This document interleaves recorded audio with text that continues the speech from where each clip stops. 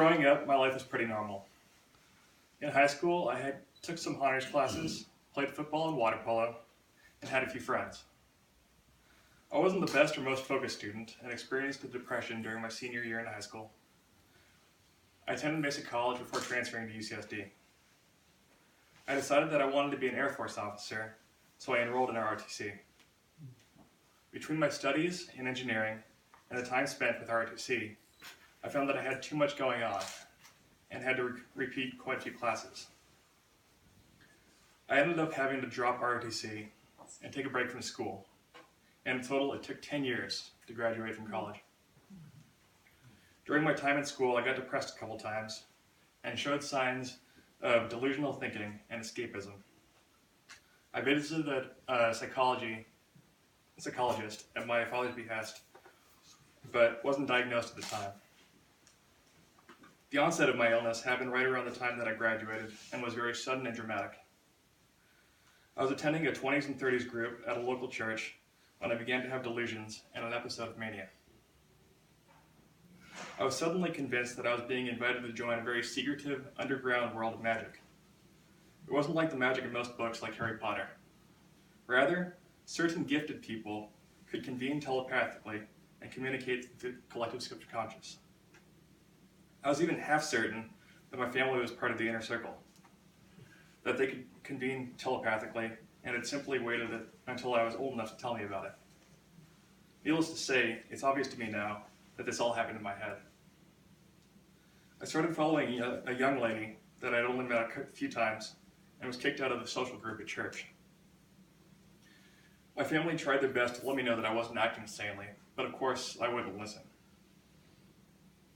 Very late one night, I was walking through an alley very close to where I live with my parents in Coronado and was stopped by a police officer for being too loud and making a commotion. In short, I told him I was the second coming of Christ, and after walking away from being tased, I was arrested and taken to Sharp Mesa Vista Mental Hospital. In hindsight, I'm extremely lucky to be here today. I spent several months between Mesa Vista and Alpine Treatment Center and was ultimately diagnosed with paranoid schizophrenia. After being released from the hospital, I tried to cope with my condition on my own. My parents are ever gracious and let me live at home with them. I told them I was looking for work, but I honestly wasn't as hopeful as I let on.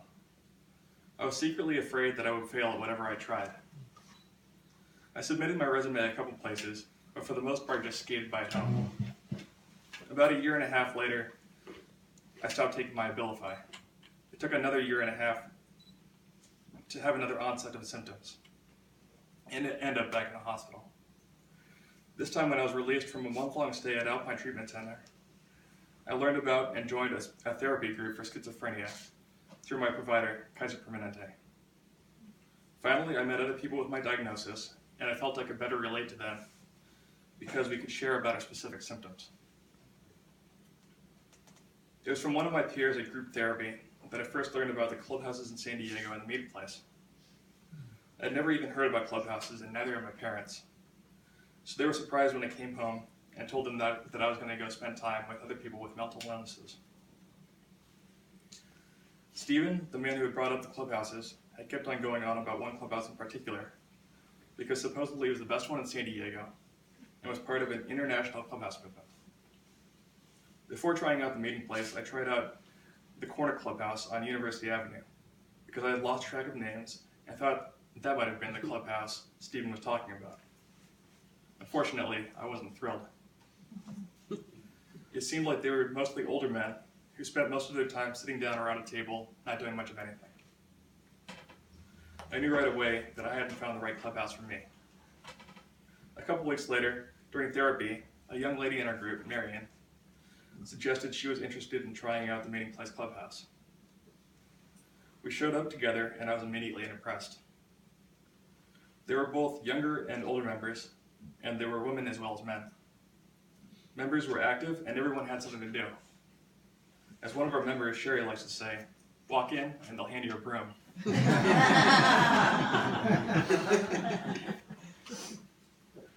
When I first joined the meeting place, I was having real trouble staying awake during the day. as I'd spent almost a month mostly sleeping at Alpine Special Treatment Center. The opportunities at the clubhouse kept me active, and I quickly grew less tired. As any member can attest, the clubhouse is welcome to having anyone both try new tasks and learn how to excel at them with practice. I joined Unit 2, our clerical unit, and was soon doing a little bit of everything, from taking attendance to making cards for outreach to taking on leadership positions. At first, I didn't have any friends. Marion quickly became a close friend, and I gained many more through the clubhouse. My confidence soon grew by leaps and bounds. 3 months after joining the meeting place, I felt ready to work and was offered a transitional employment position in the back room at TJ Maxx. With one of the clubhouse staff, Lindsay, I went through the interview process, mainly a meet and greet, and was hired. I was excited because I felt like I could confidently perform in my job and become a productive member of society. Also, I was relieved that my family could believe that I was finally doing something positive with my life. In the months since I started working, I have become more adept both at my real job and my work at the clubhouse. I often give tours to visitors and handle the meeting place's social media almost every day. I'm continuing my recovery to full health and I'm experiencing less symptoms. One of the biggest improvements in my mind is that I feel connected to the people around me and to the world in general. Lately, I've been thinking about my own future, and I'm actually looking forward to it. Almost every week on Sunday morning, I sit down with my dad and discuss how I can achieve more and become more independent. I want to volunteer at local state or national parks and see if I can become a park ranger. That's a dream for me. I believe I can still have a full career, even if I need to travel the country to do so. I'll live independently and might even have a family of my own. Who knows? I feel that my story is already one of success. Know that if I can be this lucky with the help of the meeting place, so can many others.